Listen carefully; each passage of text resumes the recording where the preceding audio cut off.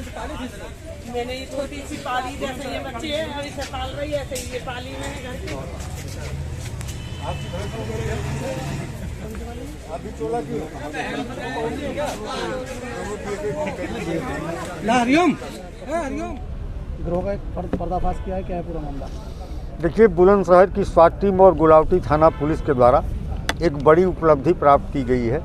इस पूरे जनपद में एक गंभीर समस्या के रूप में पशु चोरी उभर के सामने पिछले कुछ महीनों में आई थी और हम सब के लिए बहुत पीड़ादायक ये थी कि जिसका भी जानवर, जो पालतू जानवर है, जब चोरी होता है तो आदमी भावनात्मक रूप से आहत होता है, आर्थिक रूप से क्षति महसूस करता है। तो निश्चित तौर पे जब भी इस तरह की घटनाएं होती थी हम लोगों के लिए बहुत शर्मनाक स्थिति होती थी। लगातार हमारी टीमें प्रयास कर रही थी पशु चोरों के गिरोह के अनावरण के लिए और बरामदगी के लिए। इसी क्रम में बीते दिन एक अच्छी रिकवरी हुई है, जिसमें कुल 20 पशुवंश बरामद किए गए हैं, जिनमें 11 भैंस है जो दूध देने वाली हैं, 6 उनकी पड़ियाँ हैं बच्चे फीमेल और 3 पड़वा।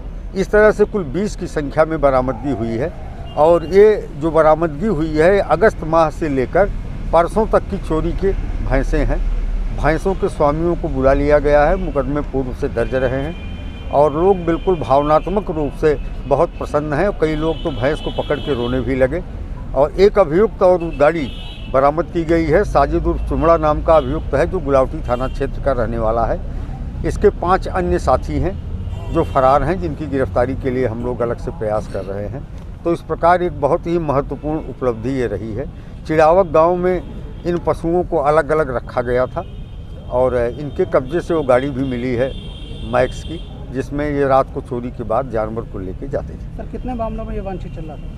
इसके विरुद्ध करीब 38 मुकदमे पूर्व से दर्ज हैं। अभी कुछ दिन पहले ही ये जेल से छूट करके नोएडा से आया है और लेकिन इसके अन्य साथी थे जो इस तरह की घटनाओं में लिप्त थे और हम सब के लिए बहुत प्रसन्नतादायक क्षण है, क्योंकि ये किसान अपनी भैंस के साथ जिस तरह संवेदनशील तरीके से जुड़ा होता है और उसी जुड़ाव की अभिव्यक्ति उनकी आंखों की भाषा को पढ़ के भी देखा जा सकता है।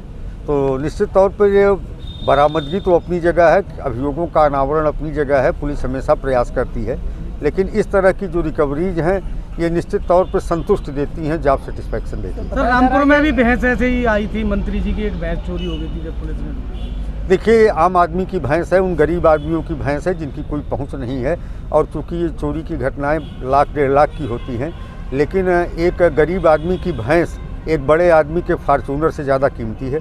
फार्चूनर इंश्योर्ड होती है और भैंस इंश्योर्ड भी नहीं है, उससे भावनात्मक रूप से जुड़ी हुई होती है। बचपन से भैंस को पाल पोस के जिस भाव के साथ लोग खिलाते हैं, बड़ा करते हैं, जब वो चोरी हो जाती है तो जो मनोदशा और पीड़ा की अनुभूति वो करते हैं, उससे उन्हें मुक्ति दिला करके हम लोग बहुत पसंद हैं। कई जनपदों में नेटवर्क था, चोरी करता था, गाजियाबाद, नोएडा। हाँ, निश्चित तौर पर ये पूरे मेरठ जोन में ही इस पूरे गैंग का नेटवर्क है और अलग अलग जनपदों में इनके द्वारा चोरी की घटनाएं की जाती रही हैं। सोनीपत जेल से अभी छूटा है कुछ दिनों पहले। हमने इस टीम को जिसने रिकवरी की है 25,000 रुपये की पुरस्कार राशि देने की घोषणा की।